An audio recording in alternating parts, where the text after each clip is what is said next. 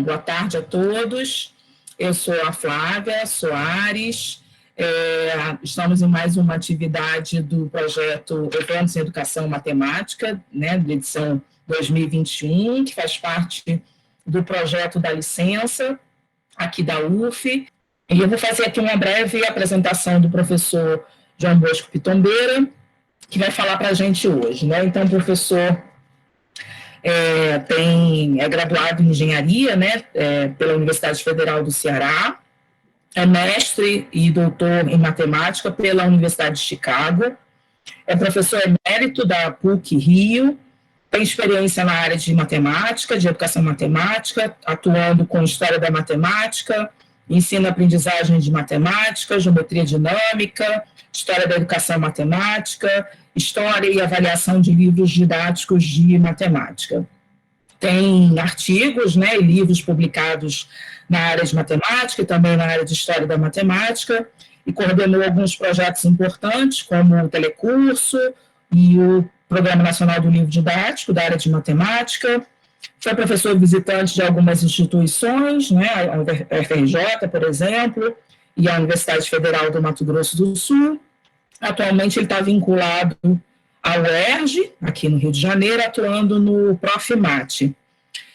Teve aí, ao longo dessa trajetória, várias orientações de mestrado e doutorado nessas instituições pelas quais ele passou.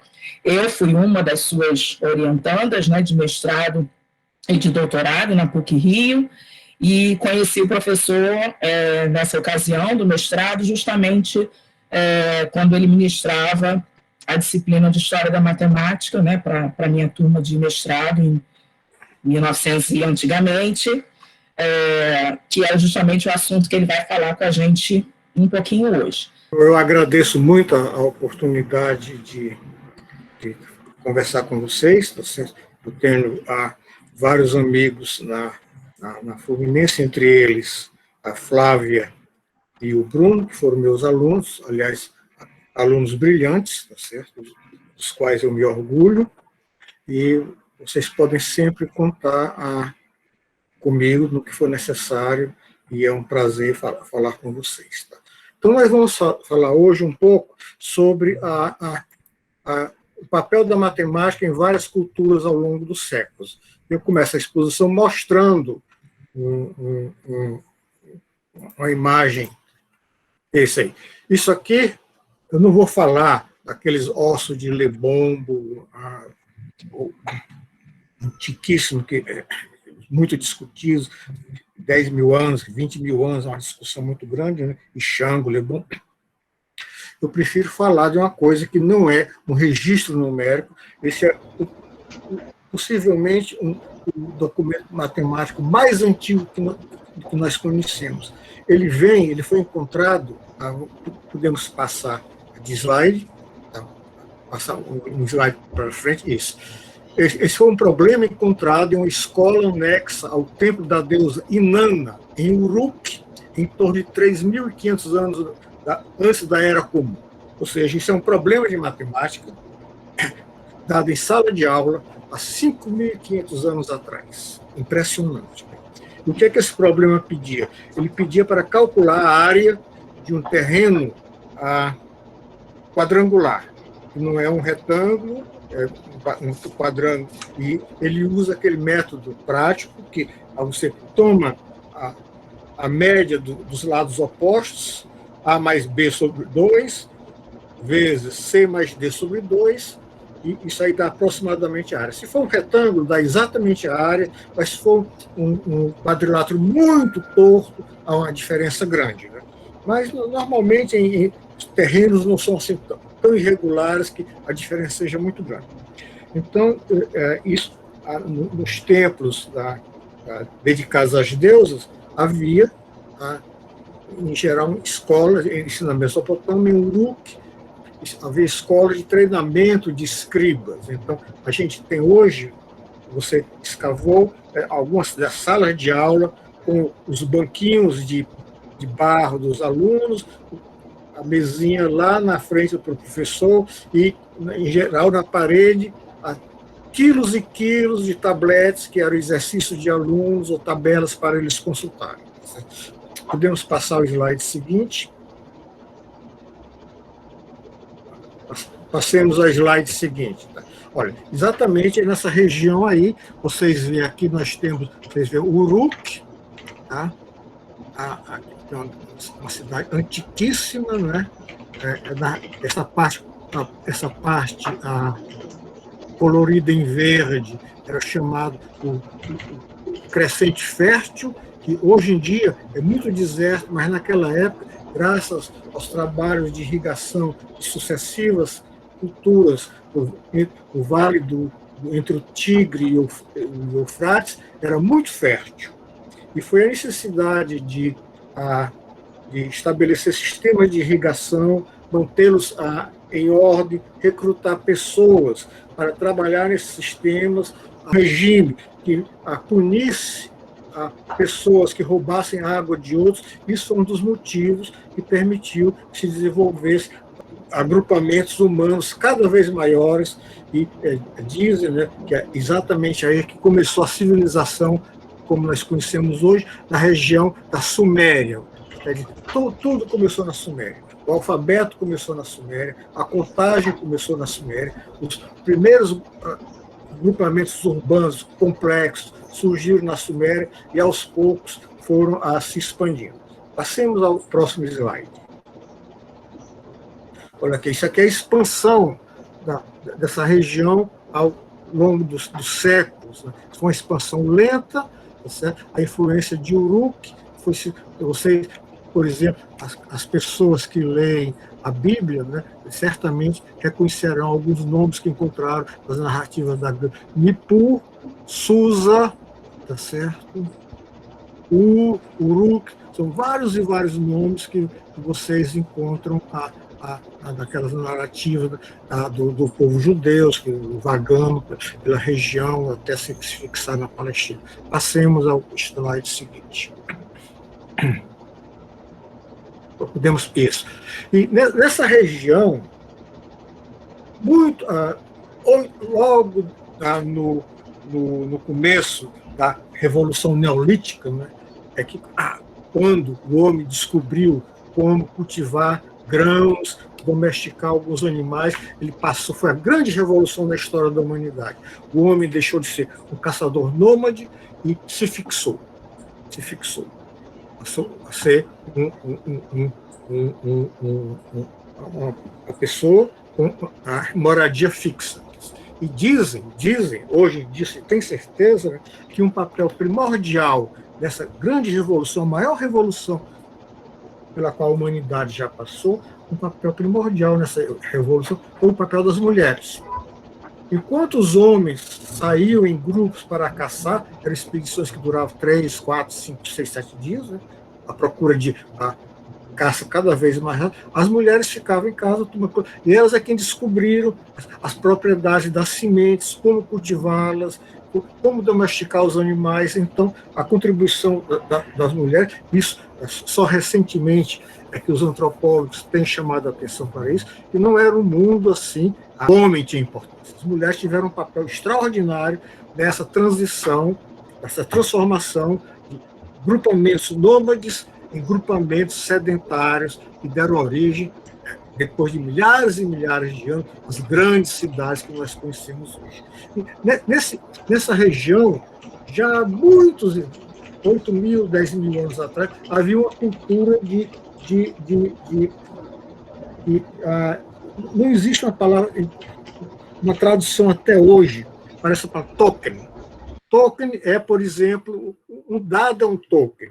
Uma pedrinha, você joga jogo da velha, é um token. Todas as coisas que marcam, que representam alguma coisa. Então, nessa região, muito cedo, havia essa cultura do token. Por exemplo, aquela brincadeira que a gente conta para os nossos alunos quando eles estão bem no primeiro, segundo, terceiro homem, que o homem primitivo ficava sentado, de manhã ele soltava os carneiros dele, para cada carneiro que saía ele punha uma pedrinha aqui. No fim da tarde, iam trazer, os pastores traziam os carneiros, cada ovelhinha que entrava ele tirava uma pedrinha. Aí, quando as ovelhas tivessem entrado, não houvesse nenhuma pedrinha sobrando, ele sabia que nenhuma ovelha ou se extraviou, tinha sido comida por um tigre ou um lobo, coisas desse tipo. Então, isso aí era um costume, desde essa cultura dos tokens, vem desde a Revolução Neolítica. Vou mostrar vários exemplos de tokens, e as coisas evoluíram da seguinte maneira. Você tinha os tokens, mas, por exemplo, um caso específico de uso de token. Você pedia para um dos seus pastores, você tem muito gado, você mandava um pastor seu com um certo número de vacas para pastar, um outro ia com um certo número de ovelhas. Então, você quer ter uma contabilidade, um inventário, para saber se perdeu alguma ovelha ou se o teu pastor, teu vaqueiro roubou alguma delas. Então, você pegava as pedrinhas e colocava dentro de invólucros de argila, e você fechava esse invólucro. Tá? Entende? Aí, no fim do dia, você abria esse invólucro e ia tirando as pedrinhas. E se eu fosse uma coisa de houvesse uma certa desconfiança, cada um dos que participavam, digamos, por exemplo, você vai levando um rebanho, uma cidade, de um agrupamento para outro. Então, cada um dos participantes, o dono e o encarregado, cada um ficava com um invólucro com o mesmo número de pedrinhas. Tá certo? Vamos ao slide seguinte. Então, isso aqui são exemplos de tokens. Tá certo? Os tokens, inclusive, alguns deles, a forma dizia o que é que eles representavam. Passemos adiante. Outros exemplos de tokens, tá certo? Mais ainda, para podermos passar adiante. Exemplos de tokens, tá? Em frente. Mais ainda em frente. Outros exemplos. Mas alguns a forma representava o objeto a qual, por exemplo, isso é um token, que obviamente representa um pão. Então, se você tinha 10 pães, você pegava 10 tokens desfeitos de argila para significar que tinha ficar registrado em inventário que você tinha 10 pães. Passemos adiante. Aqui, por exemplo, esses tokens aí foram achados em 4.000 anos antes da Era Comum no Iraque. Vejamos o que é que eles significam. Tá certo? Pode passar adiante. Tá? O octaedro representava uma certa unidade de medida, que ninguém sabe. Os outros tokens representavam certas quantidades de grãos. E vamos em frente. Ok, vamos em frente. Olha aí, isso aí são tokens. Tá? Eles representavam as coisas. Tá? Aí, olha aqui. Esse token aqui era uma argila com a cruz. Ele representava um carneiro. Esse token aqui representava gado. Nós vimos alguns exemplos dele. Esse aqui, triangular com duas marquinhas, representava um cachorro. Esse aqui representava metal. Esse aqui representava óleo, imita uma ânfora, um recipiente de óleo. Esse aqui representava uma roupa. Isso aqui é como se fossem os fios. Esse aqui representava um bracelete. E esse aqui representava um vidrinho de perfume. Isso era antigo, 8.000 anos antes da Era Comum, 7.000. E aos poucos eles foram evoluindo, e até que eles chegaram à conclusão, isso ao longo dos milênios. Isso é uma evolução muito longa. A pessoa que revolucionou esse campo, dedicou a vida dela a isso, que mostra essa evolução que chegou à escrita, é uma francesa que ensina nos Estados Unidos, Echmant Becerra. ela é quem abriu todo esse universo para a gente. Aí, depois de alguns assim, séculos, eles perceberam que eles não precisavam ter esse objeto aqui. Eles podiam, numa placa de argila, desenhar essa forma. Certo?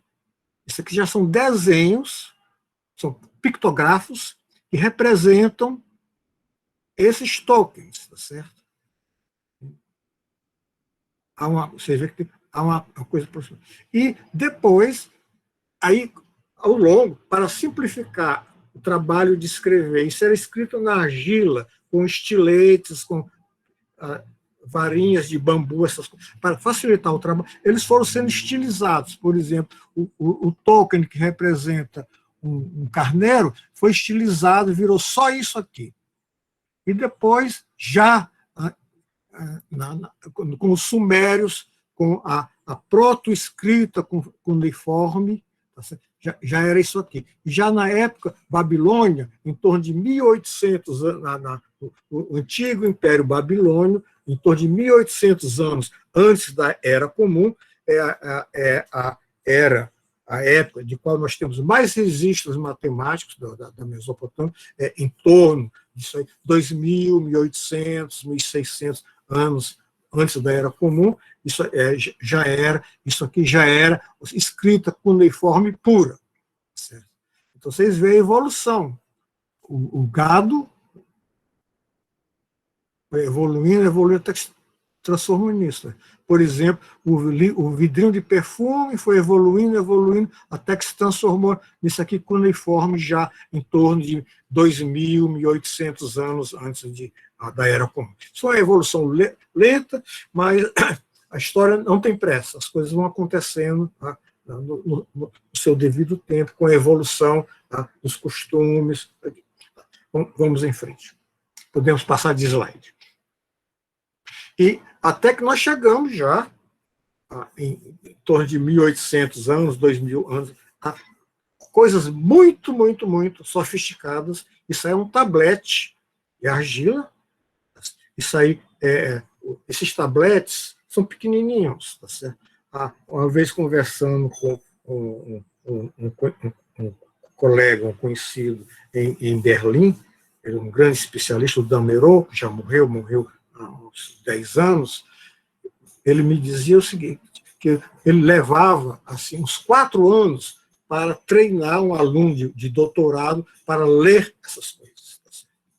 Era realmente algo extremamente especializado. Isso aqui é um tablete cheio de problemas matemáticos. Podemos passar adiante.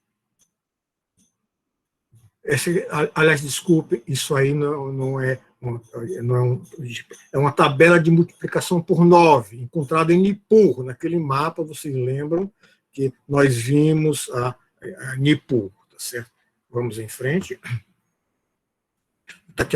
Não, aquilo era um problema. Aqui é a tabela. Isso aqui é multiplicação por 9. Olha, quando ele for 1, isso aqui, 1, aqui aparece 9. 2, aqui aparece 18. Olha, um 10 e um 8. 3, aqui aparece 27. 2 cunhas deitadas, que é o 20, mas 7 cunhazinhas em pés, que é 7, 27. E assim sucessivamente. Isso é uma tabela de multiplicação por 9.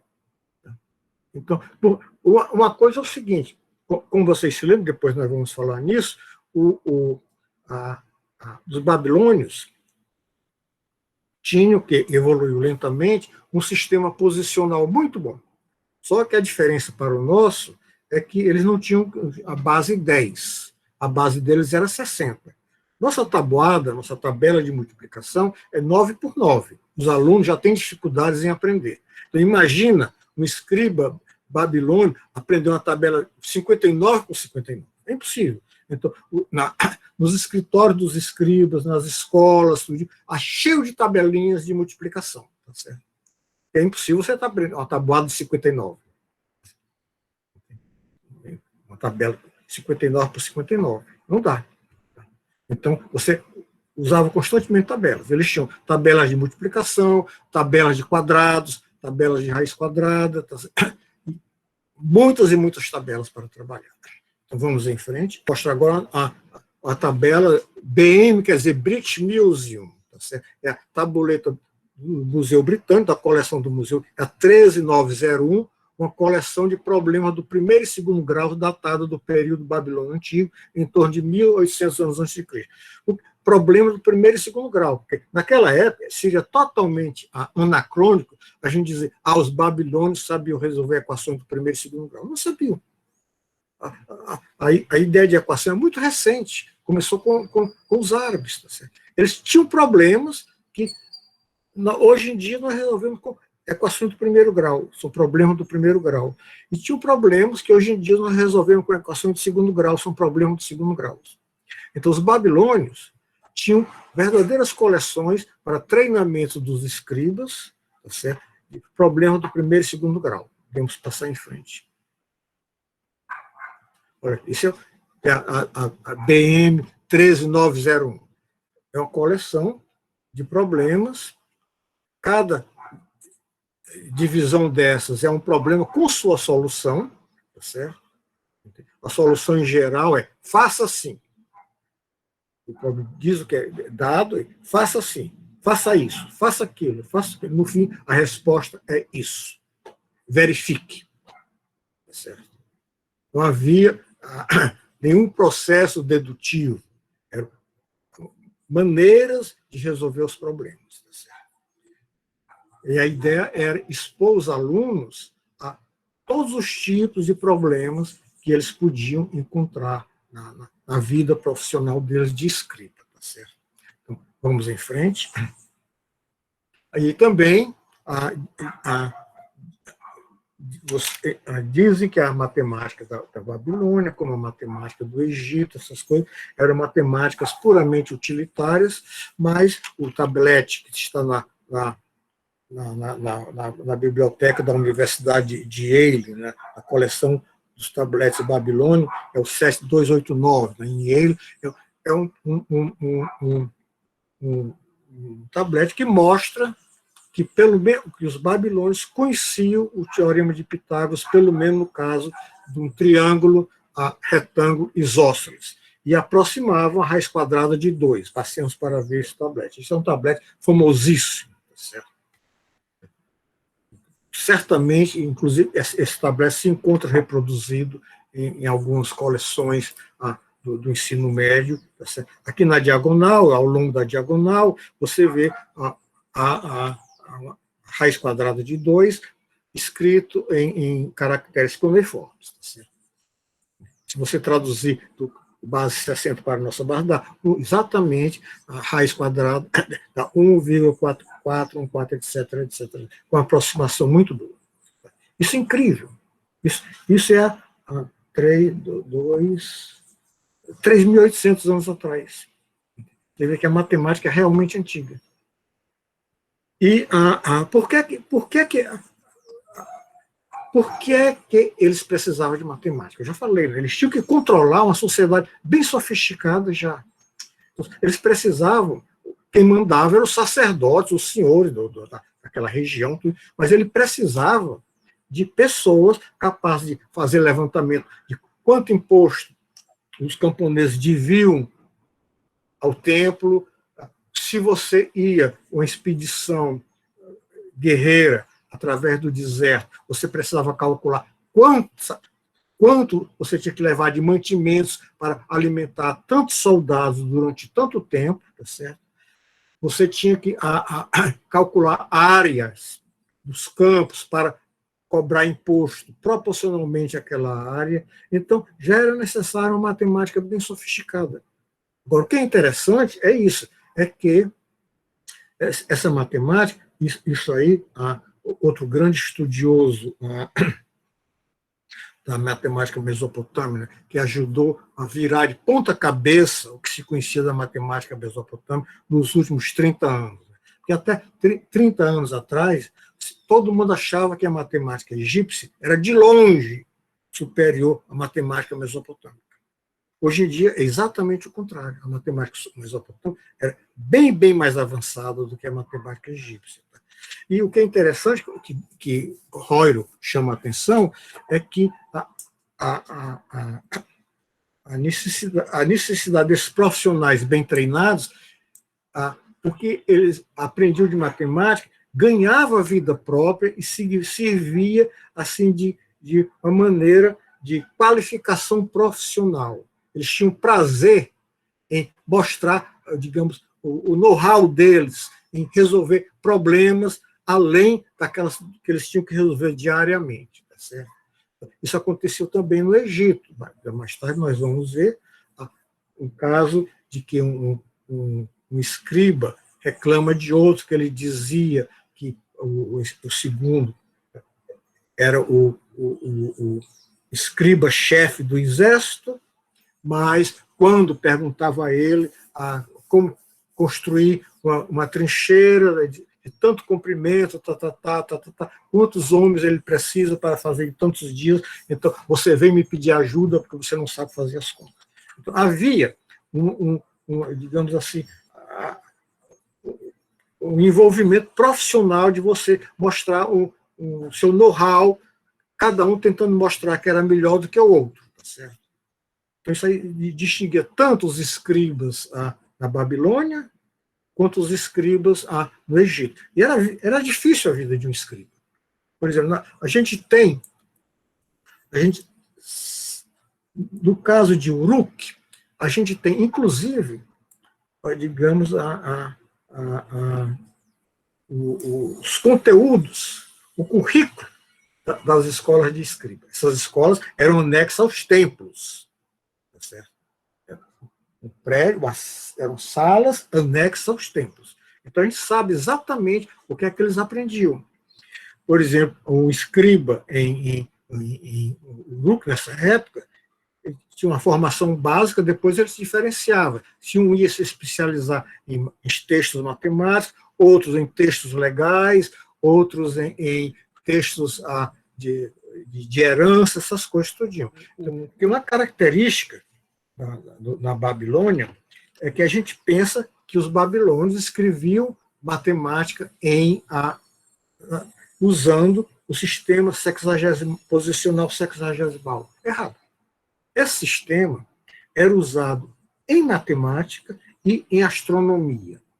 Problemas puramente matemáticos, como esse da diagonal do comprimento da diagonal do quadrado, era um problema puramente matemático, está em sistema sexagesimal. Agora, os problemas do dia a dia, que você está lidando ou com grãos, ou com líquidos, ou óleo, ou vinho, ou cerveja, ou com quantidade de cabras, ou quantidade de vacas, e etc., etc. Havia vários e vários sistemas metrológicos. Por exemplo, para lidar com grãos, havia um sistema metrológico. E a unidade desse sistema não tinha nada a ver com a unidade do sistema que media, que pesava, digamos, por exemplo, a terra que você tira de uma escavação. O sistema com o qual você contava vacas era diferente do sistema que você contava ovelhas. Havia vários e vários sistemas metrológicos. Então, o escriba passava muito tempo, inicialmente, a aprender a lidar com esses sistemas metrológicos. Eram tantos que a relação entre eles só foi esclarecida há pouco tempo, em Berlim, um grande projeto, com auxílio de computadores. Até, digamos, 20 anos atrás, 25 anos atrás, você não sabia como relacionar, era zorra total. Hoje em dia, já se consegue entender mais ou menos a relação entre esses sistemas metrológicos. Tá certo? Uma situação similar, mas muito, muito mais fácil, é quem tem que conviver com o sistema americano de pesos e medidas e o sistema métrico. Né? Um pound, peso, vale, o pound vale 453 gramas, parece. A polegada vale 2,54 centímetros. Então, as pessoas que têm que conviver com o sistema americano e o nosso sistema decimal, que é muito mais racional, né? Tem uma pálida ideia, muito, muito pálida da complicação com a qual o pobre do escriba babilônico tinha que conviver. Todos esses sistemas malucos, cada um, o sistema que pesava prata não tinha nada a ver com o sistema que pesava, por exemplo, grãos, nada, nada, nada. Certo? As subunidades eram mais complicadas ainda, então era a zorra total, como se diz. Certo? Só ultimamente é que se, usando computadores examinando milhares de textos, é que se conseguiu grupar, fazer com que esses sistemas fizessem algum sentido.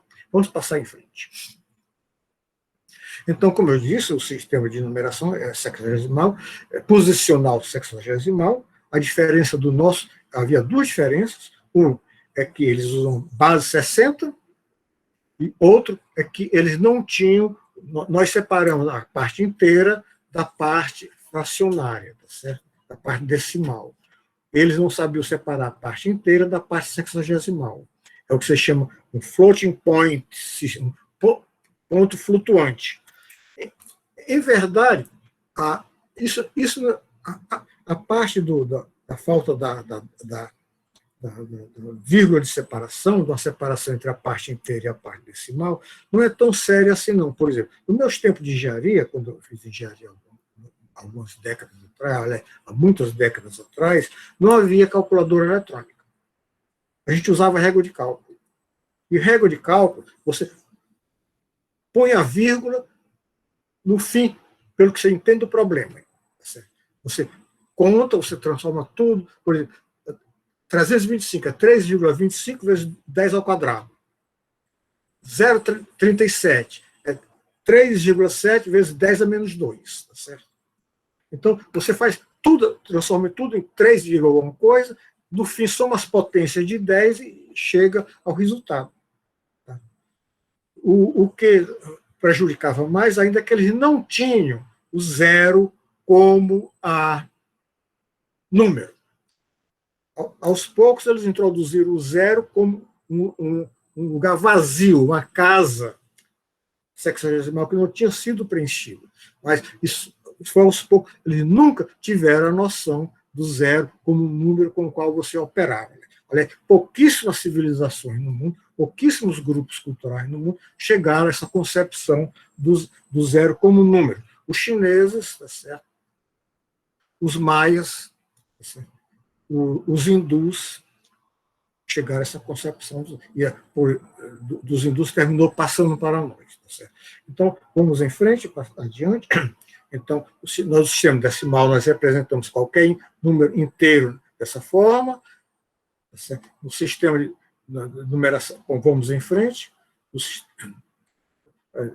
aquilo lá quer dizer isso aqui, né? E nós estendemos para a parte decimal, B1, 10 a menos 1, vezes B2, mais B2, vezes 10 menos 10, etc, etc. A parte inteira e a parte decimal, passemos em frente. E o do sexagesimal, o inteiro seria escrito assim, e vamos em frente. E ele sabia muito bem estender isso para a frações.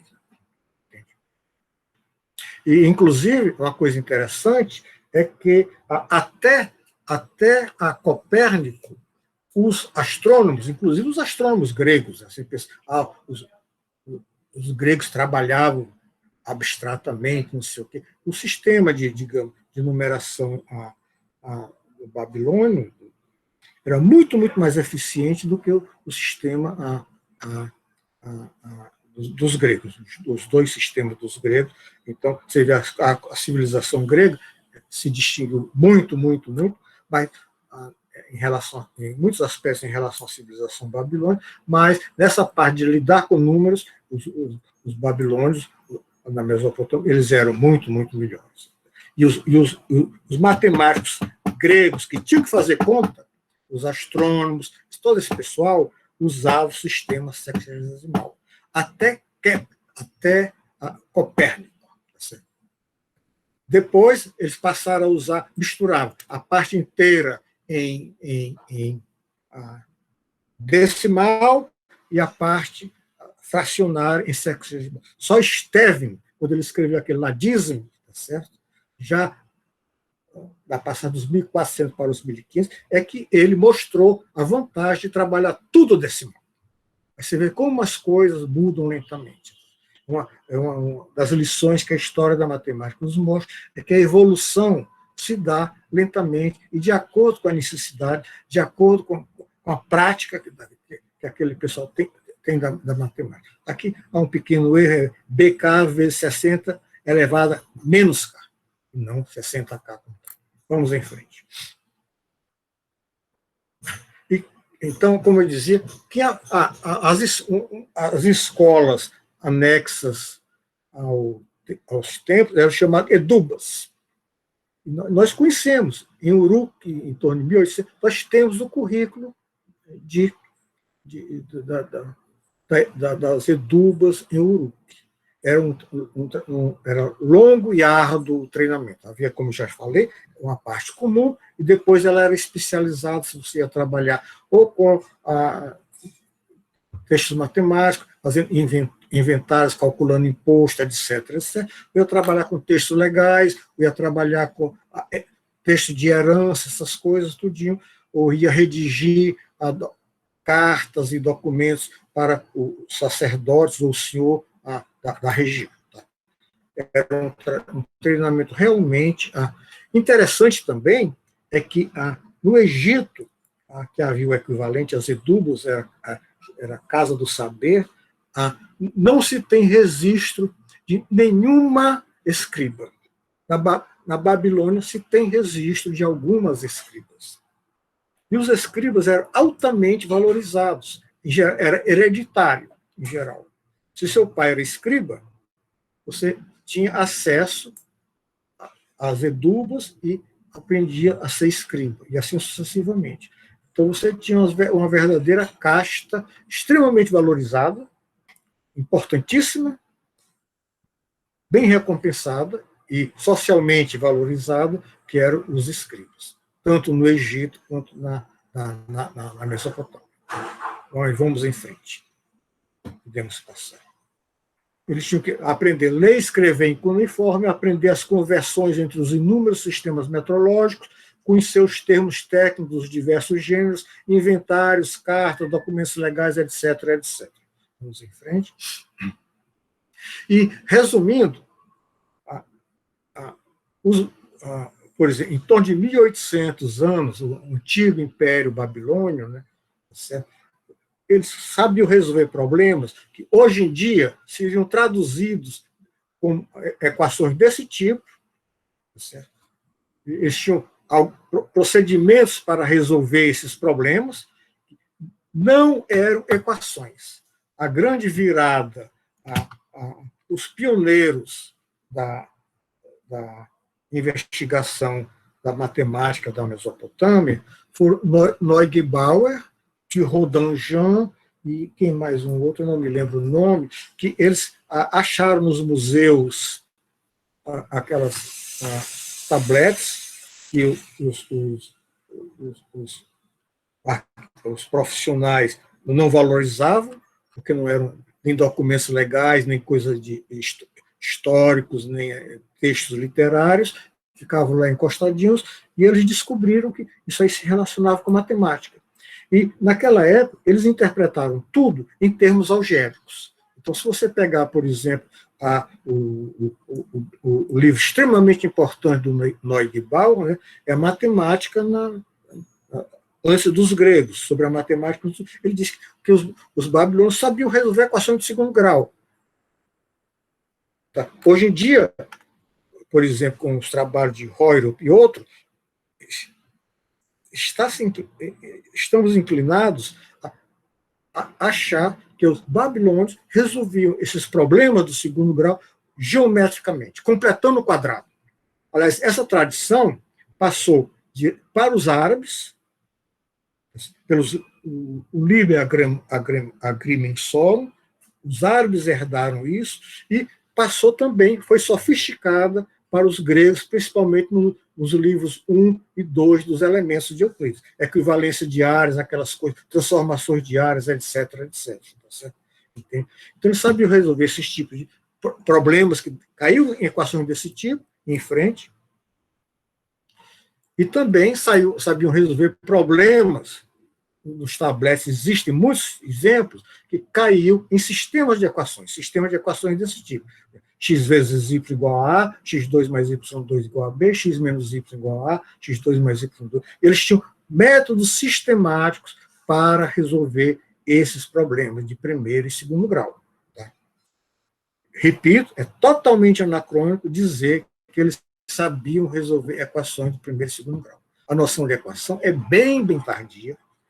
Ela nasce com os árabes, com os matemáticos árabes. Vão se aperfeiçoando, os algebristas italianos, até chegar à nossa formulação moderna com a Viette, e Fermat e Descartes. Tá certo? Mas vamos em frente.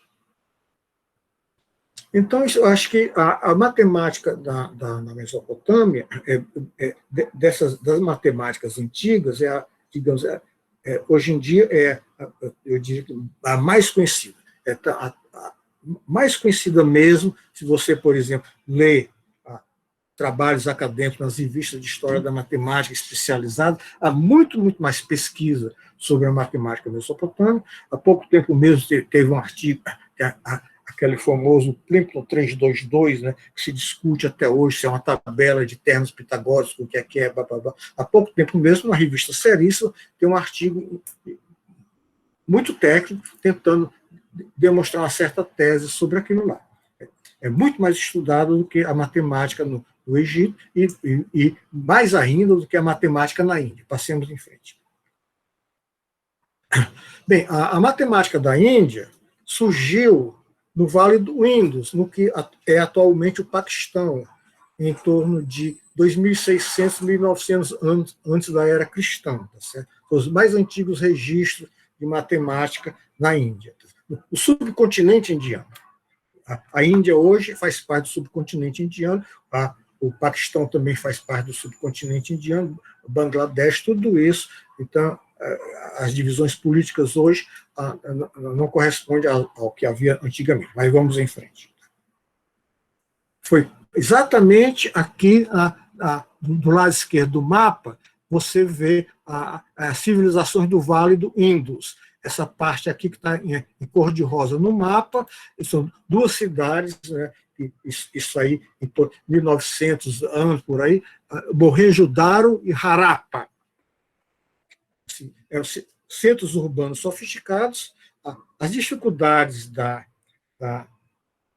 de conhecer a matemática antiga da Índia são inúmeras, porque na Mesopotâmia o clima era extremamente seco, eles registravam seus textos matemáticos em tabletes ou tabuletas de argila. Os mais importantes eles levavam ao forno, que era preservado para sempre. Os menos importantes eles simplesmente deixavam secar o sol. Quando você queria reutilizar, você simplesmente polhava, virava de novo massa, você utilizava de novo. Agora, na Índia, no Egito, a matemática era registrada em papiros ou em couro. Já são um material bem mais frágil.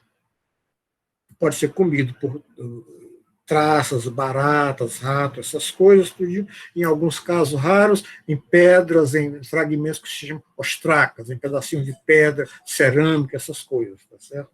Mas na Índia, o clima era extremamente úmido. Tem um período das monções que chove. Certo? Então, o documento um dos documentos mais antigos relativo à matemática na Índia, no sentido de continente, subcontinente indiano, você encontra, vamos em frente, podemos virar, o manuscrito de Bashkali, que é uma aldeia. Esse manuscrito é escrito em casca de árvore. Casca de árvore, tá certo? Então, você imagina a dificuldade. Tá certo? E agora, a matemática mais formal, que você tem textos mesmo, em geral, receitas, algoritmos para resolver, são nos Sulva Sutras, que são poemas religiosos que ensinam a construir altares, tá certo? A maneira exata, as formas da construção correta de um altar para os deuses serem favoráveis. E esses são escritos em sânscrito. Eles foram escritos de 800 a 500 anos antes de Cristo. E lá você encontra algoritmos para resolver, você encontra equação de segundo grau, mas sem explicação dos algoritmos. Você encontra a equação de segundo grau e seu resultado, só. Vamos em frente. Isso aqui é o manuscrito do Bakhshali. Ele foi encontrado perto do vilarejo Bakhshali, que é no atual Paquistão. Isso é casca de árvore aberta e sobre a qual você escreveu. Tá certo? Vamos em frente. Ele é dotado já em torno de 220, 380 da era cristã. É uma polêmica séria entre os estudiosos quanto à data desse manuscrito. Tem o problema da datação em carbono, aí os especialistas ficam brigando, alguns dizem que é 200, essa época, outros dizem que é mais tarde, mas, independentemente da polêmica, ele contém o primeiro registro do número 0 na matemática hindu. Então, isso aí já é uma criação autêntica da matemática hindu, da matemática do subcontinente indiano, é o 0 como número. Tá certo? Tem várias pessoas, tem vários livros de divulgação, tudo que dizer que o 0 foi uma das grandes invenções da humanidade, etc, etc, etc. Mas vamos em frente. Mais tarde, após 400 até 1200 da nossa era, se dá o apogeu da matemática clássica hindu. Tá certo? E depois, até 1600, a matemática declinou no norte do subcontinente e temos trabalhos sobre séries infinitas e sobre análise matemática, em Kerala. Tá certo? Problemas que a precursora do cálculo, tá certo? Problemas não triviais, eles trabalhavam bem com séries, em Kerala, que é no sul do subcontinente. Vamos passar adiante.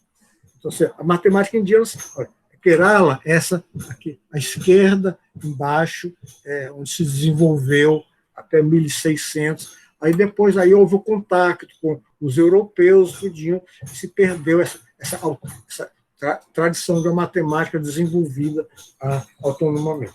Um dos problemas de estudar a matemática antiga na Índia é que os hindus, os indianos, têm uma tendência a atribuir datas assim incrivelmente antigas aos feitos deles. Então, isso dificulta um estudo mais objetivo da matemática. Então, passemos agora, temos um pulo grande da Eurásia para as Américas, uma matemática totalmente autônoma, digamos, por exemplo, até que a autonomia, digamos, da matemática desenvolvida na Índia e a China. Havia intercâmbio entre a Índia e a China. Aliás, havia intercâmbio desde os romanos, desde os gregos, havia intercâmbio entre a China e o mundo clássico, os gregos e os romanos. Havia intercâmbio entre o mundo, as culturas islâmicas e a Índia. Então, era um subcontinente no qual as redes de comércio, de viajantes, eram muito intricadas. Agora, a matemática no Novo Mundo, nas Américas, isolado até, digamos, a chegada dos europeus no século XV. Então, vejamos primeiro a matemática dos maias. Vamos passar de slide. Então, a civilização maia corresponde aqui a essa região ao sul do México,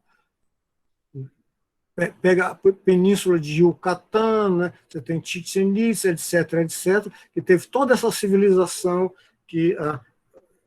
bem sofisticada, essas cidades na selva, que até pouco tempo elas eram desconhecidas, e atualmente com essas técnicas novas, desses radares que permitem ver sobre a vegetação, você vai cada dia descobrindo novas estruturas, como as cidades realmente eram enormes, grandes, muito maiores do que se pensava.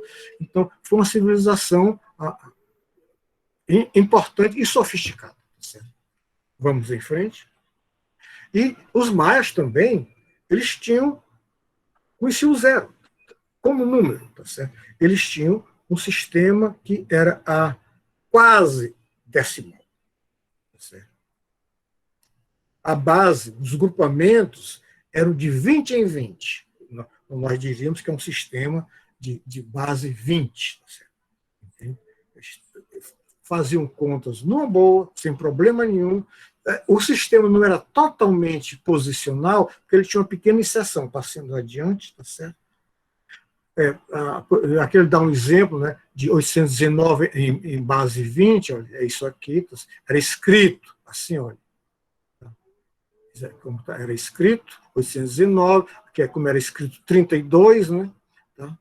Entende? Vamos em frente. E o sistema é quase posicional. A exceção é que a terceira casa vigesimal, você tem 20 elevado a 0, 20 elevado a 1, 20 elevado ao quadrado, 20 vezes 20, é substituída por 18 vezes 20. Por necessidade do calendário. 18 vezes 20 dá 360.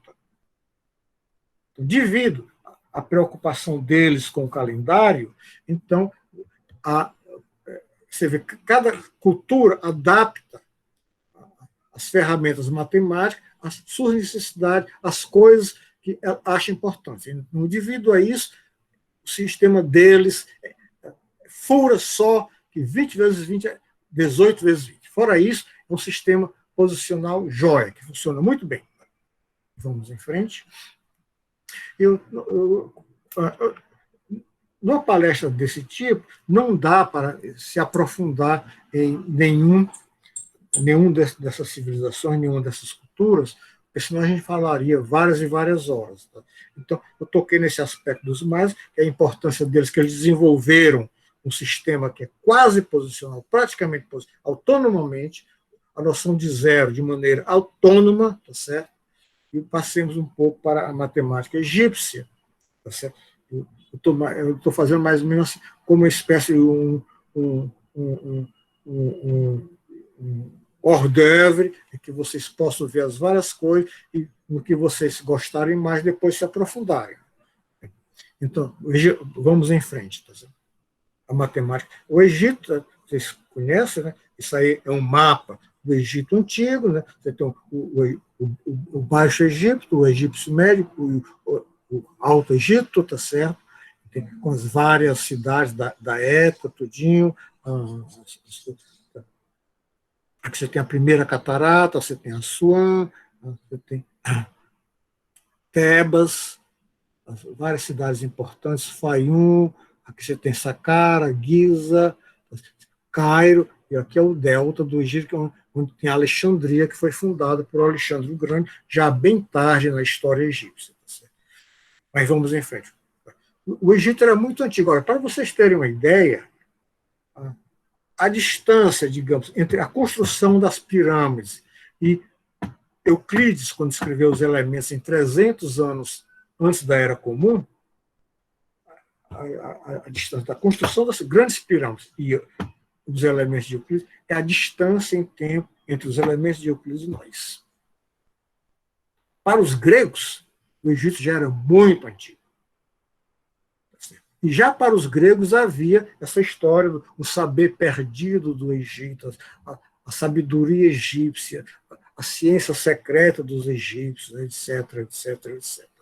Então aqui coloca o Egito no contexto do Oriente Próximo, tá certo? Você tem o Egito, você tem o Canaã, como se chamava antigamente, o Líbano, a Síria, a Mesopotâmia, Suméria, Babilônia, Caldeia. Esses nomes são familiares para qualquer pessoa que já leu algum relato bíblico, essas coisas tudo. Susa, Uru, que nós já ouvimos falar nisso, tá certo? A cidade de Babilônia, tá certo? Nínive, Mar Morto, todos esses nomes com os quais nós já estamos habituados. E vamos em frente. E como a matemática egípcia chegou até nós? Eu já falei um pouco da fragilidade dos documentos matemáticos egípcios, né? Então, nós temos em papiros, o mais famoso deles é o papiro de Ames, que ele foi escrito pelo escriba Ames. Ele era normalmente conhecido como papiro Rhind, porque foi Rhind, um antiquário americano, que o comprou uma loja de antiguidades do Cairo, tá certo? Em 1800 e tanto, e depois o doou à universidade, tá certo? Então, você tem um papiro de Ames, nós valorizemos quem escreveu o papiro, sabe, ele mesmo diz que esse papiro foi copiado de outro mais antigo, essa cópia do Ames, pelo que ele diz, no reinado de tal e tal faraó, bababá, bababá, dá para datar isso aí em torno de 1600 antes da Era Comum, ele é copiado de alguma coisa mais antiga. Nós temos o papiro de Moscou e o papiro de Laum, todos mais ou menos aproximadamente da mesma época. Vamos em frente. E esses papiros eram escritos pelos escribas, que tinham um papel semelhante aos escribas da Mesopotâmia, da Babilônia, tá certo? Então, eram altamente valorizados, também era uma profissão, uma atividade hereditária. Eles não eram forçados a trabalho braçal, eles não pagavam imposto, eles serviam o trabalhador ou nos templos ou diretamente ligados ao faraó, certo? E ao contrário da Mesopotâmia, especificamente naquela época, o antigo Império Babilônio, né, em torno de 1800 anos antes da Era Comum, nós não temos nenhum registro de mulheres escribas. Pode ser que tenha havido, mas não sobrou registro. Tá certo? Na Babilônia a gente sabe, poucas, mas existiam mulheres escribas. Tá? Então os escribas eram também filhos de escribas, era um treinamento difícil, longo, e eram essenciais para a administração do Egito, como eles eram essenciais para a administração em Babilônia, na Mesopotâmia. Vamos em frente.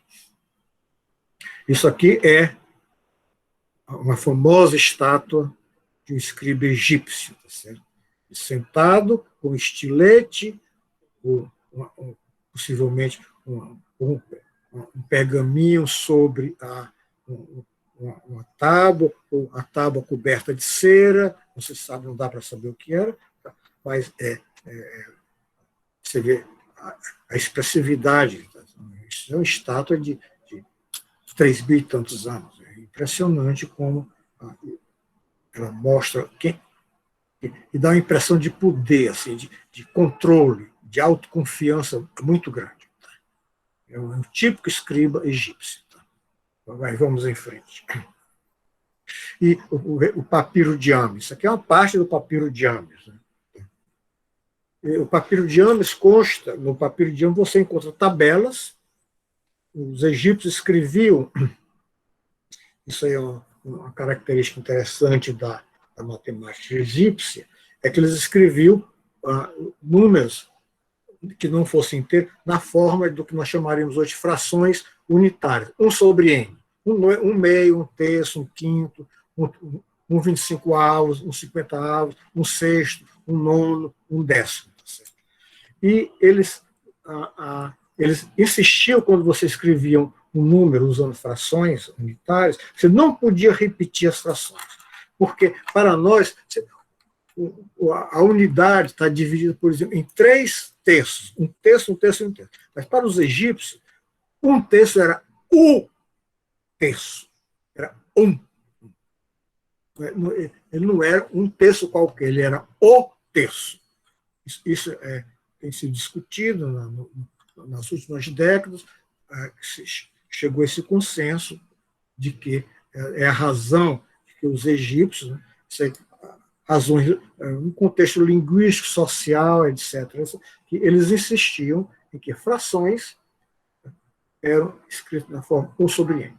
Então, você tinha um problema importante na matemática egípcia, por exemplo, eu somar um quinto mais um sétimo, escrever essa soma, escrever esse resultado como a soma de frações unitárias. Então, boa parte do papiro é como fazer essas conversões. Por exemplo, se você tiver 2 sétimos, você tem 1 sétimo, tudo bem, você tem 2 sétimos. Como é que você escreve 2 sétimos como parte, como soma de frações unitárias? Então, a primeira parte do papiro é ensinando como é que você escreve 2 quintos, 2 sétimos, 2 nonos, 2 onzeavos, 2 trezeavos, etc., até 2 sobre 59.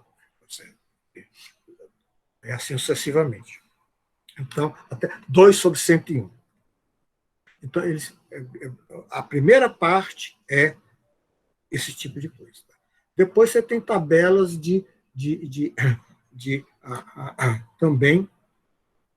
Uma descoberta importante que tanto os habitantes da Mesopotâmia como do Egito fizeram é que fazer a conta A sobre B é a mesma coisa que você multiplica A por 1 sobre B.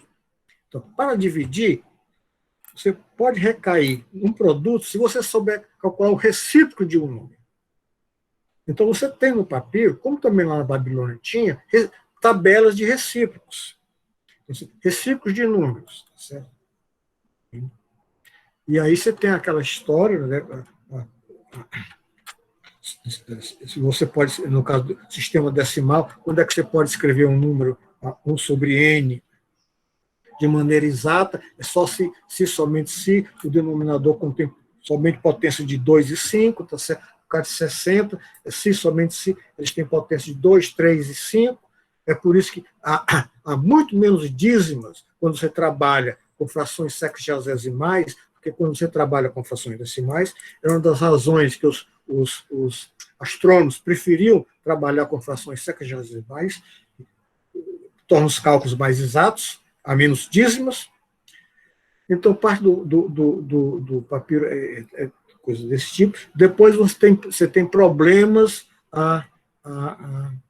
de regra de 3, proporcional, problema de falsa posição, regra de falsa posição, alguns problemas de geometria e vamos ao slide seguinte, e aquela história que eu já comentei, que nas escolas de escribas, tanto na Babilônia como no Egito, você desenvolvia habilidades, um know-how, e você queria brilhar naquilo que você fazia. Por exemplo, eu duvido que alguém consiga uma explicação utilitária para o problema 64 do papiro de Almes. Dividir 10 unidades de grão entre 10 homens, de maneira que suas porções estejam em progressão aritmética com razão 1/8 de unidade. Quanto cada um receberá? Isso é um problema totalmente artificial. É só para saber se você sabe manejar as técnicas matemáticas envolvidas. Eu duvido que haja alguma aplicação prática de um problema desse tipo. É uma situação totalmente artificial. Eu diria como o Dieudonné, né? Ele disse que ele daria um chocolate a quem mostrasse quais as necessidades socioeconômicas lá onde Gauss viveu, né, na Baviera, tudinho, para que ele desenvolvesse a lei da reciprocidade quadrática. Tá certo? Isso aí é incrível. Isso. A máquina ganha vida própria. Você começa a fazer problemas bem utilitários, mas aos poucos você começa a exigir mais da sua habilidade, da sua criatividade, da sua inventividade. Isso acontecia na Mesopotâmia e acontecia também no Egito. Vamos em frente. Isso aqui o texto. Você tem esse texto aqui, porque no Egito havia três tipos de escrita. Né? Havia a escrita em hieróglifos, que era para os ocasiões solenes, você marcar os túmulos, os monumentos. Isso está escrito aqui embaixo. Embaixo aqui você tem hieróglifos. Você tinha a escrita em hierático, tá certo?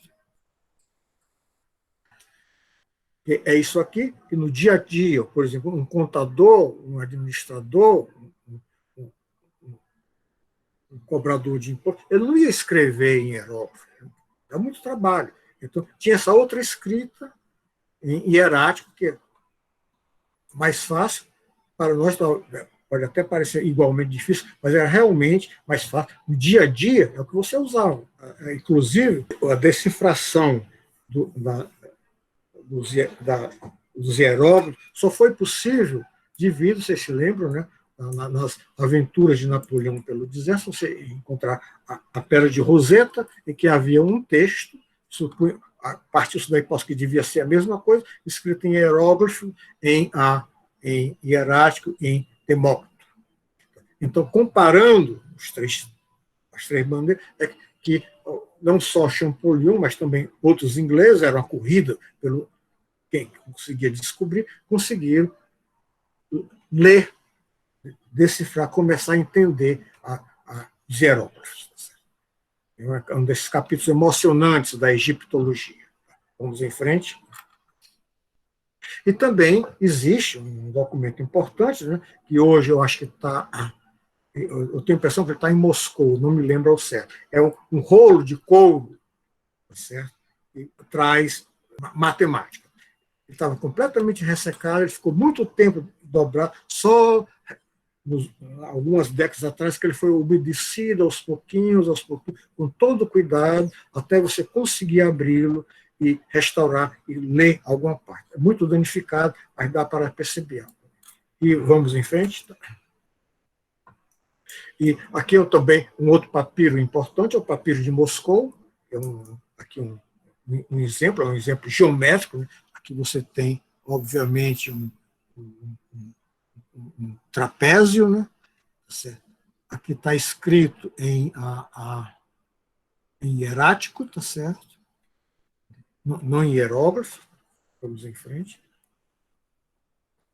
E também você encontrava documentos, nós chamamos ostracas. As ostracas são fragmentos. Pode ser um pedaço de cerâmica, um pedaço de pedra na qual você escreveu, gravou textos, tá certo? Ou pedaço de casca de concha, por exemplo, um texto bem antigo, mais antigo, um dos mais antigos que se conhece dos elementos de Euclides, é a proposição 2,5, que é escrita em uma ostraca. Tem lá um diagramazinho mostrando a proposição 2,5, que é uma proposição famosa e importante dos elementos. Então, isso aqui é em quartzo, estão gravados símbolos matemáticos, tá certo? Olha aqui, bem antigo, 13.000, 2.890 antes da era cristã. A escrita cuneiforme já estava em desenvolvimento, ainda não tinha atingido o cuneiforme puro, que nós encontramos em torno de 1.800 anos antes da era cristã, antes da era comum, na Babilônia. Vamos em frente. E o tempo já está se esgotando, podemos falar um pouco da China, dá para voltar, é isso aí, ok? Você vê aqui o crescimento gradual da China, né? Começou com a dinastia Shang, que era pequenininho, aí é só isso aqui, nesses castanho diagonal, depois, já com a dinastia Zhou, essa parte amarela já aumentou, depois a dinastia Qin, a sucessora, já é a parte verde, então foi crescendo. Finalmente, a dinastia Han, que vai até 220 da Era Comum, que é essa parte verde que a China já tinha engolido a grande parte da coisa. Aqui você tem a parte da Grande Muralha, tá certo? Ela tem o deserto de Gobi, já tudo fazia parte da China. Parava aqui na Mongólia, Tibete, e aqui o que se chamava antigamente a Indochina. o que hoje é Vietnã, Tailândia, etc, etc, etc. E vamos em frente. E isso aqui é um osso com caracteres matemáticos usado para oráculos. A dinastia Shang, aquela mais antiga. Certo? É bem, bem antiga. São os vestígios mais antigos de matemática que se conhece na China. Isso é 2.300 anos antes de Cristo. Podemos ir em frente. E aqui é uma prova visual de Pitágoras, tá certo? Hoje, em muitos livros didáticos você encontra isso. Ele está ilustrado aí no caso 3, 4, 5, mas pode totalmente ser generalizado, né? É uma matemática puramente visual, tá certo? O texto simplesmente apresenta isso. Um texto importante é o Zhu Bi Shun Jin, que data da dinastia Shang, bem antiga, mas só possui uma versão escrita em torno de 200 da Era Comum. Eu traduzi como o Manual Matemático da Ilha Oceânica, né? Em inglês, The Sea Island Mathematical Manual. O Suetz, que estuda há anos a matemática chinesa, traduziu e comentou esse livrinho. É um livrinho fininho, vocês encontram na internet, vale a pena ler, tá certo? E vamos em frente. E um problema sofisticado que você encontra nesse manual é um problema que esse problema tem uma história interessante. Ele passou da China, foi para o mundo islâmico, foi para Bagdá. Depois, já na Idade Média, ele chega à Europa Ocidental. Tá?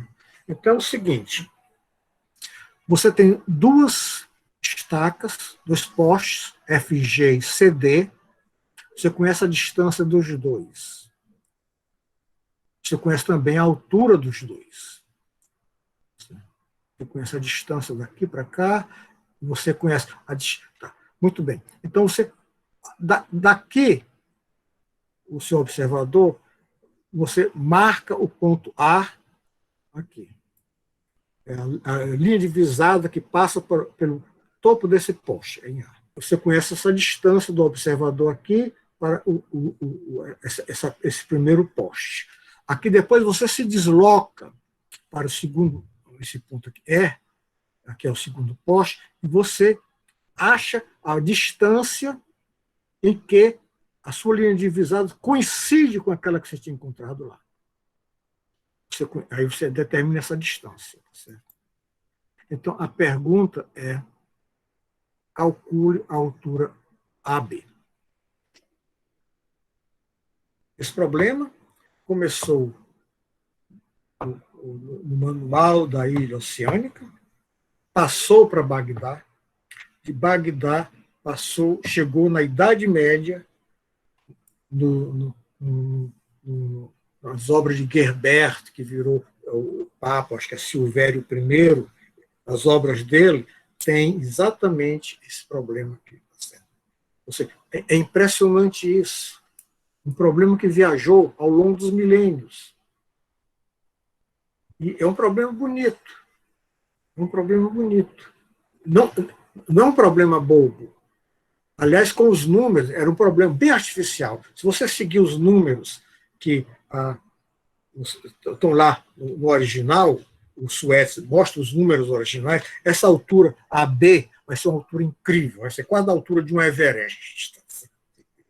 Mas é um problema para mostrar uma técnica matemática. O cara não está interessado na verossimilhança. O que é importante é saber que você pode, com visadas, calcular alturas inacessíveis. É um problema mais complexo do que aquele que a gente, em geral, nas coisas de trigonometria, a gente mostra, calcular a altura de uma torre que está do outro lado do rio. Isso aqui é bem mais complexo. Isso aqui é uma página, tá certo? do manual da Ilha Oceânica, exatamente, eu acho que vamos ver, eu acho que eu digo qual é a página, vamos lá. Podemos passar em frente. Aqui é isso aqui é um dos grandes livros da matemática chinesa, é os 9 capítulos da arte matemática. Ele é muito antigo, a versão que nós temos data de 200, 220 da Era Comum, ele é bem mais antigo. O imperador, nessa época, mandou reconstituir o livro, porque houve uma época na China em que o imperador, um certo imperador, não me recordo, mandou queimar tudo que fosse livro. Aquelas revoluções. Então, nessa época, você recuperou o livro, são os 9 capítulos da arte matemática. Ele foi recentemente traduzido para o francês, tá? Já tinha sido traduzido para o alemão, mas o alemão não é uma língua tão conhecida e tão acessível como o francês. É uma edição primorosa. Os que moram no Rio... esse livro você encontra na internet. Encontra na internet, sem fazer pirataria. É perfeitamente legal. É um senhor calhamaço e mostra toda a gama da matemática chinesa. Eles trabalhavam com números negativos, era um sistema posicional, decimal, conheciam zero, não tinham aquelas dúvidas metafísicas dos gregos, saber se o número irracional existia ou não existia. Simplesmente trabalhavam com aquilo numa boa, não dava mínimo, tá certo? E uma preocupação deles era desenvolver algoritmos eficientes para resolver problemas. E eles mostravam como fazer. Eles, embora já se conhecesse a regra da falsa posição simples, né? Eles conheciam a regra da dupla falsa posição. Fibonacci chamava a regra de Al-Shayam. Na Idade Média e no Renascimento, a China era Katai. Era a regra de Katai. A regra da dupla falsa posição. Certo? Então, você encontra exemplos explicando como trabalhar com a regra de dupla falsa posição. Então, realmente é um livro fundamental para entender a matemática chinesa. Tá? O método de Horner, aquele método de achar raízes de polinômio, eles conheciam, numa boa, tiravam de letra. Tá assim. O teorema do resto chinês, vocês se lembram quando vocês estudaram álgebra abstrata, tinha o teorema eles conheciam aquilo. Então, realmente, eram matemáticos bons. É uma tradição matemática diferente da tradição grega, diferente da tradição babilônia, diferente de várias outras tradições, mas é perfeitamente legítimo. A China, a classe, digamos, burocrática, sempre foi extremamente valorizada. Você fazia concurso para virar um burocrata, eram concursos difíceis, né? E a matemática, talvez por ser algo difícil, tinha um papel importante nesses concursos. Tá certo? A matemática sempre teve isso, né? Era um meio de triagem. Tá certo? Concursos difíceis, muita gente para selecionar, por exemplo, concursos para escolas militares, escolas politécnicas, essas coisas todas. Matemática. Quem entender aquilo é porque tem uma cabeça boa. Mas passemos em frente.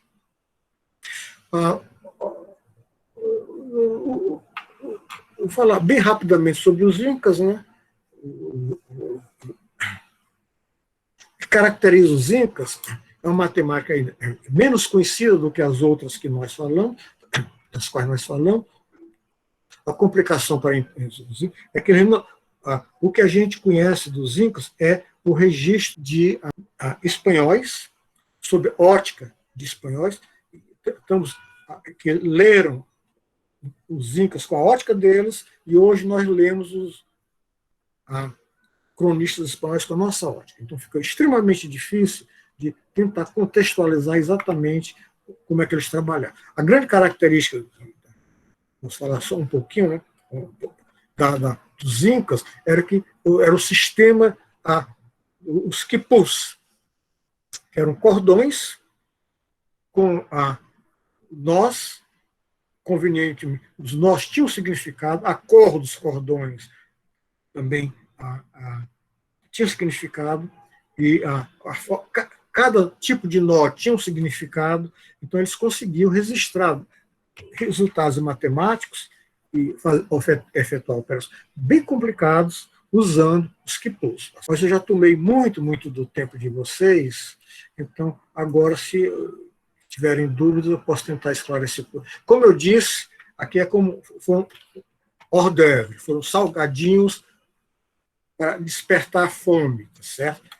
Quem se interessar, felizmente, há bastante material hoje sobre essas várias culturas matemáticas. Um cuidado é o seguinte: a internet pode ser uma fonte muito boa, mas tem coisas horríveis de história da matemática na internet. Tá certo? A pessoa tem que ter um cuidado grande. É por isso que é bom ter alguém que oriente no que lê, porque tem absurdos pavorosos de história da matemática na internet. Tem muita coisa boa, mas também tem coisas horríveis. Tem que ter cuidado, fazer uma triagem cuidadosa para não comer gato por lebre. Certo? Obrigada, professor. Foi ótimo. A gente tem algumas perguntas. Vou pedir para o Igor ou a Natasha que coletaram aí, por favor. A primeira pergunta foi da Rosiana de Oliveira, e ela pergunta o seguinte: professor João Bosco, o senhor acha que a matemática foi inventada ou descoberta? Pergunta de $1 milhão. Isso aí vai ser discutido até o final dos séculos. Tá certo? Os filósofos, os epistemólogos, tá? Isso aí, tá? Eu realmente não me sinto assim, em condições de dizer foi isso ou aquilo. Eu acho que a matemática é uma prática social que foi se desenvolvendo de acordo com as necessidades das várias sociedades, mas, num certo sentido, chega um ponto que ela ganha vida própria. Que você não, como aquele exemplo do problema do papiro de Ames, você não se contenta só em resolver problemas que você vai utilizar no dia a dia. Tem coisas que você quer fazer como espécie de desafio. Né? Aquela velha pergunta: por que você sobe o Everest? Porque ele está lá. Certo? Então, acho que, num certo sentido, a matemática começa aquela visão de que a matemática nasceu no Egito. Tem as duas visões. Né? Uma é que os sacerdotes, ou seja, o pessoal ligado ao templo, tinha lazer, não tinha que trabalhar desde o nascer do sol até o pôr do sol, de pensar. Outra é que a matemática nasceu das necessidades de medir as terras, etc., porque havia a cheia periódica do Nilo, você tinha que medir as terras para calcular impostos. É que os gregos pensavam, havia essas duas visões. Uma de Heródoto e outra de Aristóteles. Certo? Você vê, já há uma interpretação diferente. Uma é que ela nasceu assim, do espírito das pessoas, a outra nasceu de necessidades práticas. Então, talvez comece com necessidades práticas e, aos poucos, ganha autonomia, ganha vida própria. Certo? Mas é muito difícil de resolver. Isso aí vai ser discutido até o Sol virar uma gigante vermelha e nos engolir todos. Daqui a 5 bilhões de anos. A segunda pergunta também é da Rosiana, e é a seguinte: quais das civilizações, na opinião do senhor, desenvolveu um conhecimento matemático mais elaborado para aquela época?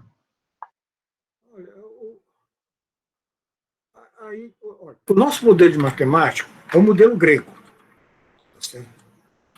Mas se você, por exemplo, vê a matemática dos 9 capítulos, é extremamente elaborada. É um enfoque diferente dos gregos. Então,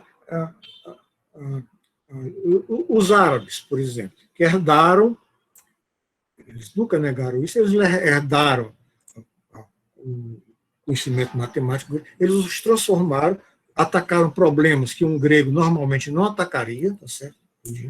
Então, é difícil dizer assim, certamente, a contribuição grega foi extremamente importante. Essa noção de que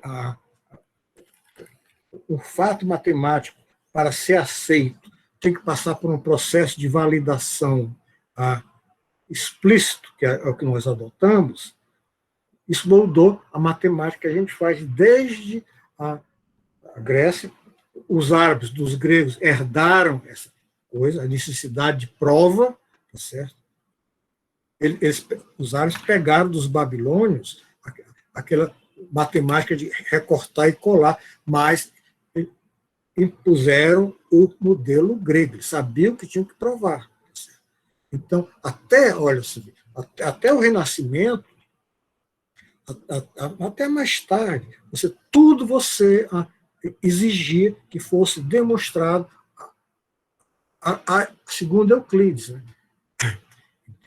Só com a explosão do cálculo é que os matemáticos se libertaram disso. Aliás, um pouco antes da explosão, já houve uma grande preparações, as discussões, o uso assim, muito vago e indiscriminado dos infinitésimos, dos indivisíveis, digamos, Cavalieri, né? Como é que soma de retas, cada reta tem área zero, pode gerar uma superfície, uma área. Tá? Todas essas discussões, Kepler, Cavalieri, todo esse pessoal explorando novas coisas, é que romperam com aquele paradigma grego. Né? Até então, a noção de proporcionalidade, que nos elementos alaiudóxos era algo que os matemáticos tinham, digamos, que pensar, tinham que ter cuidado. E aos poucos isso foi se transformando, até que quando você chega em Newton, já é proporcional, A sobre B igual a C sobre D. Uma fração igual a outra. Foi um processo lento. Eu também acho isso, que a história da matemática serve para você tirar essa ideia de que fulano, em tal dia, tal hora, descobriu tal coisa. As coisas não são assim. Tem exceções. Né? A gente sabe, pelo diário de Dedekind, né? Que é um cara muito honesto, muito sério, anotava tudo. A gente sabe exatamente quando é que ele teve a ideia de corte de Dedekind. Tá certo? E só publicou bem depois. Tá certo? Mas raramente e abundam, né, as descobertas simultâneas. Né? Parece que tem coisas que estão maduras para serem descobertas. Leibniz e Newton, aquela briga ridícula, incentivada principalmente pelo Newton, né? Quem inventou o cálculo? Coisas, motivações diferentes, técnicas diferentes, tá certo? E que nos deram essa ferramenta maravilhosa que se transformou em análise matemática. Professor, tem várias pessoas parabenizando aqui pela sua fala, dizendo que é um prazer te ouvir. Entre elas, a professora Maria Isabel Ortigão, que teve que sair porque vai dar aula, ela pediu para te avisar. A professora Vera Maria, várias pessoas. Uma dessas pessoas que também diz que é um prazer te ouvir é o professor Vanderlei, e ele também tem uma pergunta para o senhor. Vanderlei quer falar? Ou prefere que eu leia aqui? Posso falar. Até porque não ia perder essa oportunidade, né? Primeiro dizer ao professor que é sempre um prazer, né, tê-lo com a gente, né? Quer dizer, e a gente não perde tempo, não. A gente ganha muito tempo e conhecimento com o senhor, né? Então, uma dúvida que eu coloquei, uma questão que é bem pontual, né? É por que os matemáticos antigos, né, transformavam as frações como soma de frações unitárias? Havia uma razão especial para isso? Por razões, principalmente linguísticas, né, da cultura deles, havia o terço, não havia um terço. Havia o terço. Tá certo? No inteiro, você tem aquele o terço, ele tem o quinto, tem o sexto e assim sucessivamente. Então, o inteiro a quantidade, não podia ter 2 terços soltinhos lá dentro. Tá certo? Tinha o terço daquilo. Essa é a explicação que o pessoal que está vendo, que tem caracterizado o estudo da matemática mesopotâmica e egípcia nas últimas décadas é o trabalho de equipes interdisciplinares. Pessoas que entendem de matemática, pessoas que entendem de linguística, pessoas que entendem da história daquela sociedade, para contextualizar as coisas. Isso tem dado frutos extraordinários. Essa revolução que virou de ponta-cabeça a interpretação da matemática mesopotâmica, em vez de ser uma álgebra sem símbolos, é uma coisa com uma base muito geométrica, ocorreu também na matemática egípcia, como Imhausen, uma série de, principalmente, franceses, ingleses e alemães que têm revirado a interpretação da matemática egípcia. O trabalho dos pioneiros, o trabalho, digamos, das pessoas que escreveram até 30, 40, 30, foi extremamente importante.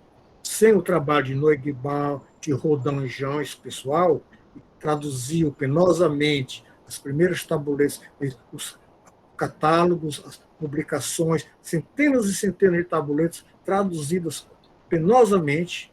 Imagina, naquele tempo não tinha luz elétrica, não.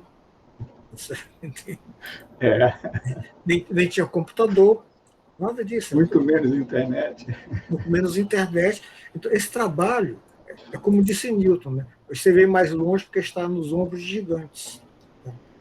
Então, mesmo, por exemplo, aquelas obras tem aquele livro do Gilles, né? Matemática nos tempos dos faraós, né? Que naquela obra monumental do Klein, Boris Klein, né?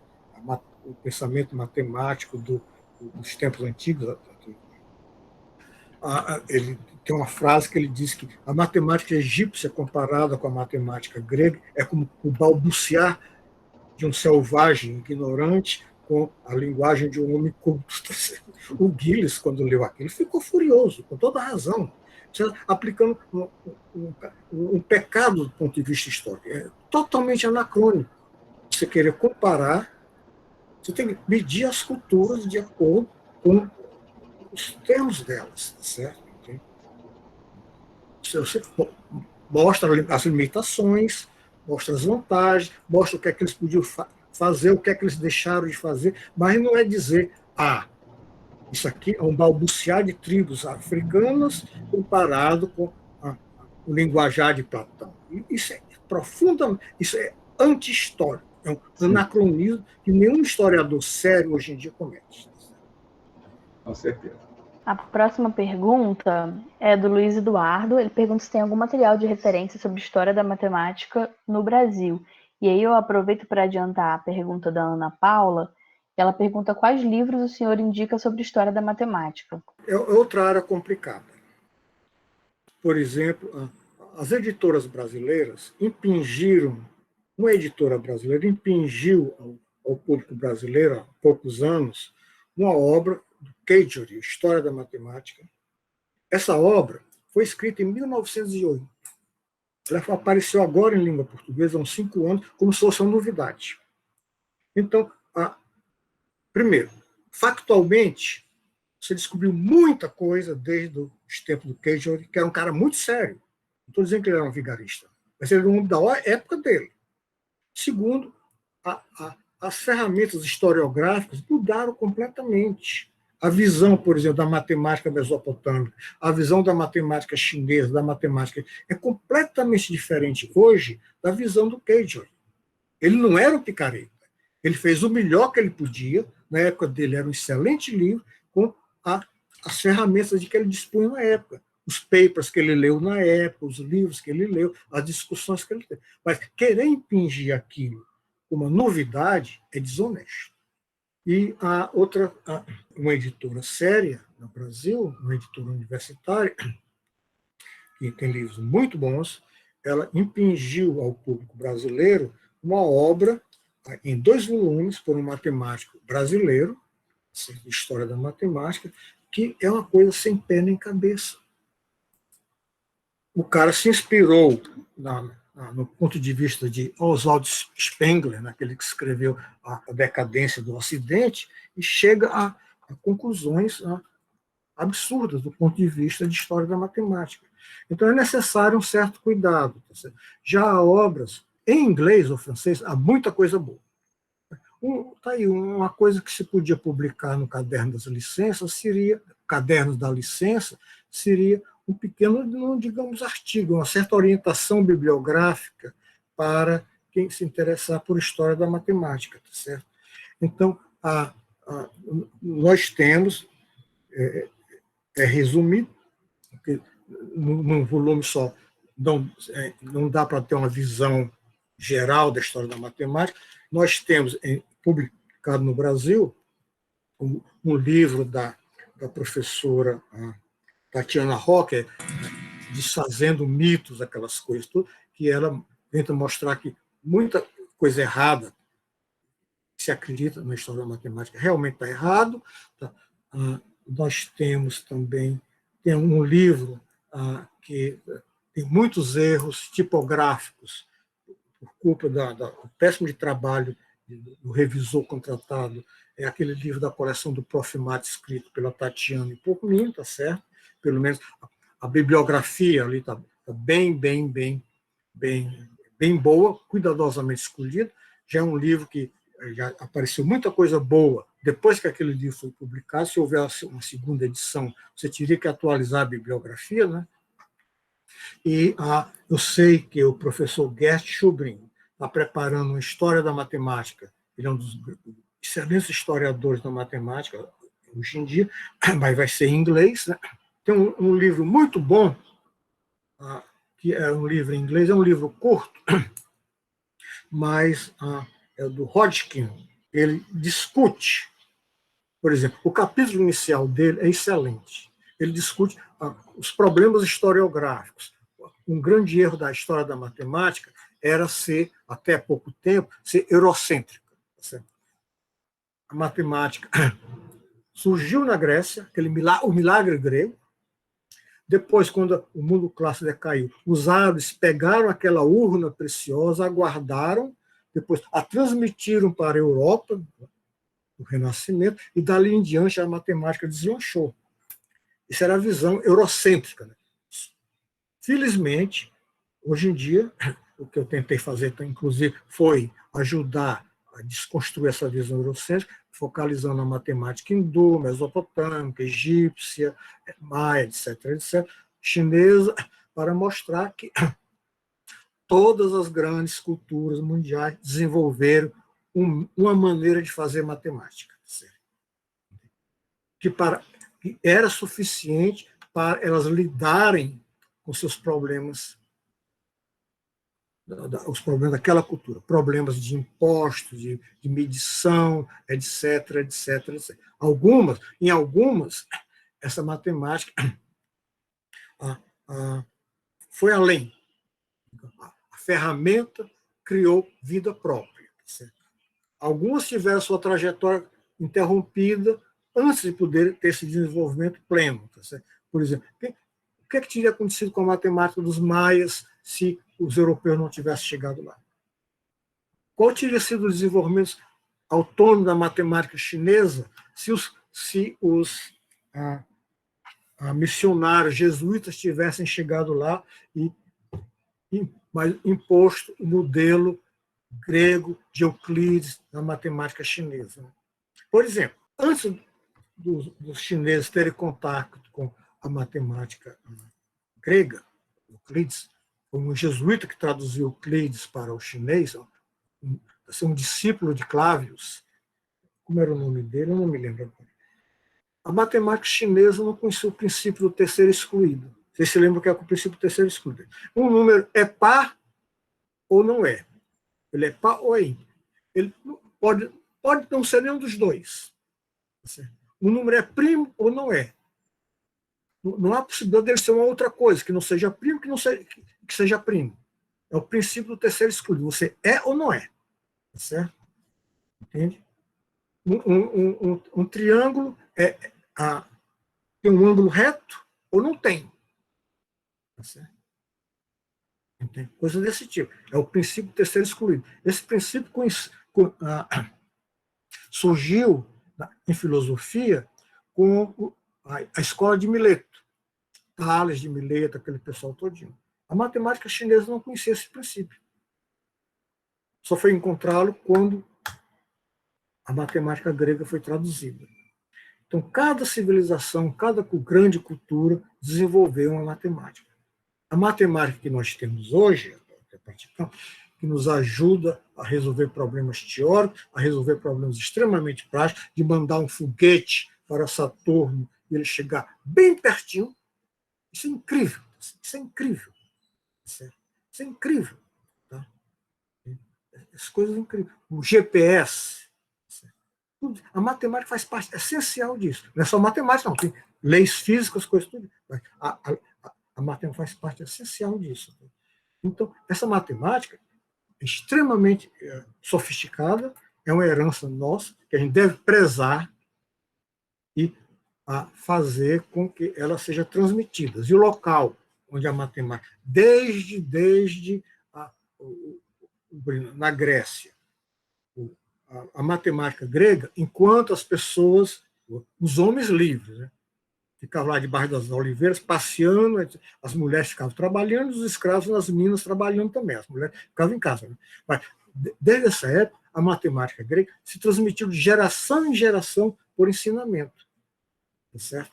Você aprendia, ou era aluno de Euclides, era aluno de Arquimedes, era aluno de fulano. Quando o mundo grego, o mundo clássico, se esfacilou, então essa passagem de geração foi quebrada. Então, a matemática, felizmente, os árabes se apaixonaram pela cultura grega, né? Levavam manuscritos, teve a famosa Casa da Sabedoria em Bagdá, que se reuniu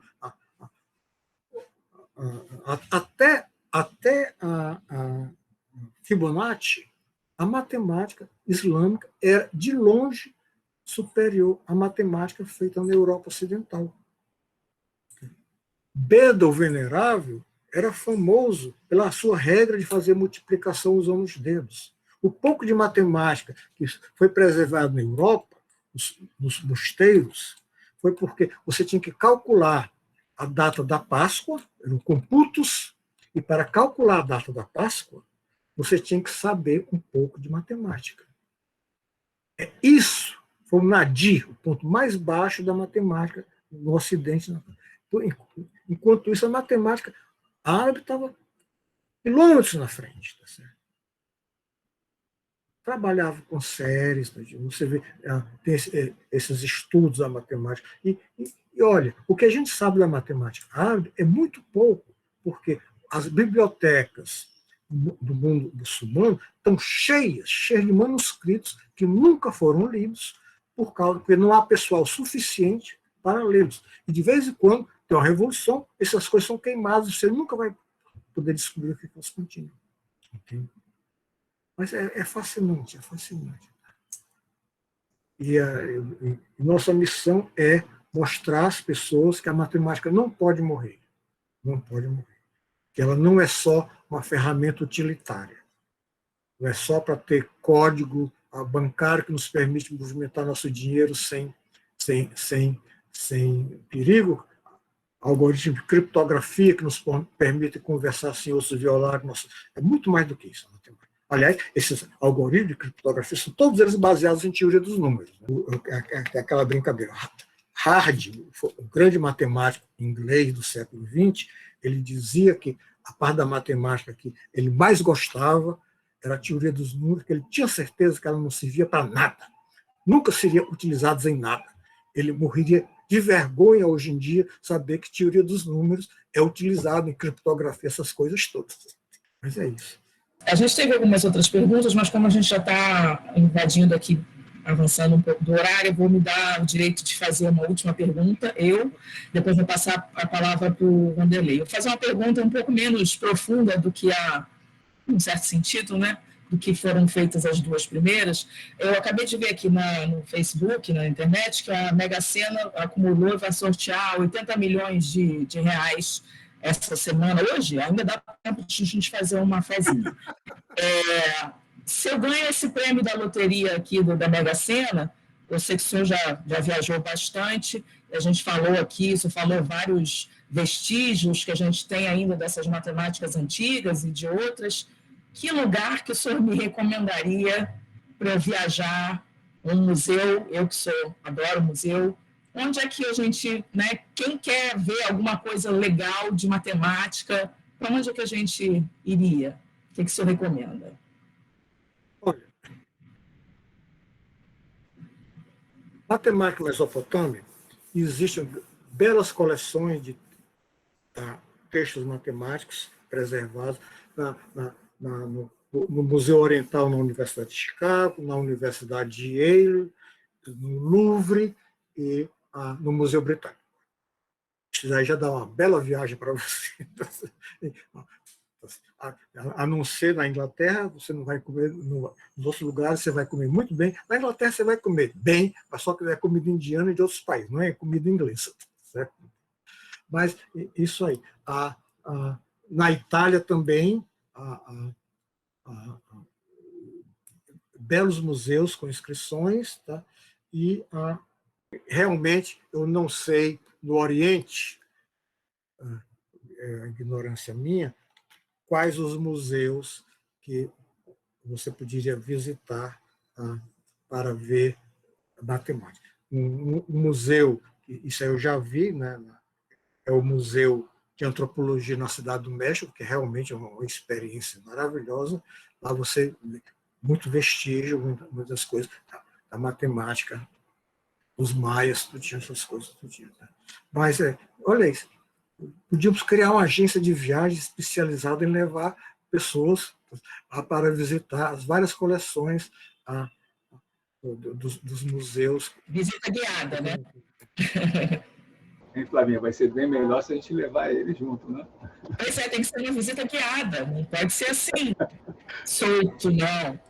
Só queria, né, agradecer o professor, quer dizer, em nome do programa, né? Agradecer também a Flavinha, né, por ter trazido aí, né, o professor Pitombeira, essa escola viva aí da história da matemática, da educação matemática. Né? Para a gente né, eu né, sou fã, né, quer dizer, sou um grande admirador seu, quer dizer, e quem quer procurar boas leituras de história da matemática, põe no Google, né?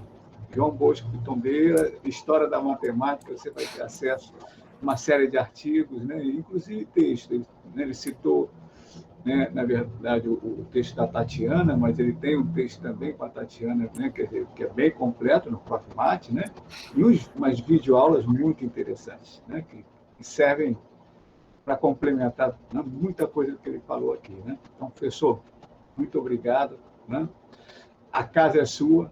Né? Não precisa pedir da licença, não, é só entrar. Eu sempre gosto de colaborar aí com a Fluminense, eu tenho grandes amigos aí, né? Inclusive eu tenho um filho que é professor aí no Instituto de Matemática, e o Vanderlei nos deve uma obra séria, ao contrário de muitas outras que tem, sobre a história do cálculo.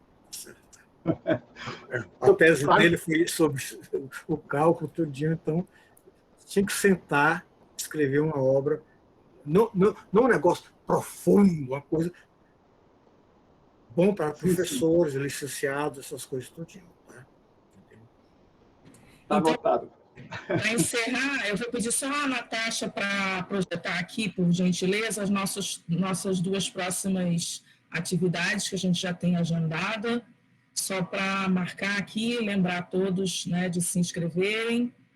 A gente já tem no dia 28 de junho a palestra da professora Celi Lopes, né, que ela vai falar, o último evento ela falou sobre insubordinação criativa, e agora ela vai falar sobre educação estatística na escola básica, currículos e práticas, então vai ser no dia 28 de junho, nesse mesmo horário, às 14 horas, então todos convidados também, e o próximo, depois da professora Celi, a professora Regina Célia Grando. Então, no último encontro que a gente teve com a Celi, a gente passou também um formulário de avaliação e algumas pessoas pediram alguém para falar sobre jogos. Então, eu falei assim, opa, para falar de jogos tem que ser Regina. Aí mandei uma mensagem para ela prontamente respondeu e marcou com a gente no dia 8 de julho, também às 14 horas. Então, lembrando que vocês preencham esse formulário de avaliação, que tem um espaço lá para vocês fazerem sugestões, na medida do possível, né, conforme os contatos que a gente consiga, a gente chama outras pessoas e para poder conversar aqui, tá bom? Então, agradeço mais uma vez a todos pela presença. Professor, muito obrigada mais uma vez, e a gente se Flávia, vê. Oi. Eu queria só lembrar o pessoal que para acompanhar os eventos e as outras atividades dos outros projetos do Da Licença, eles podem seguir as redes sociais, no Instagram, no Facebook, participar dos grupos no WhatsApp, no Telegram, que a gente sempre envia os links para os eventos, cartazes de divulgação, tem tudo lá em todas essas mídias, tá bom? Isso, então eu agradeço mais uma vez ao professor Pitombeira, a Natasha pela ajuda de sempre, Vanderlei, um abraço a todos, obrigada pela participação e presença. Um abraço, boa tarde.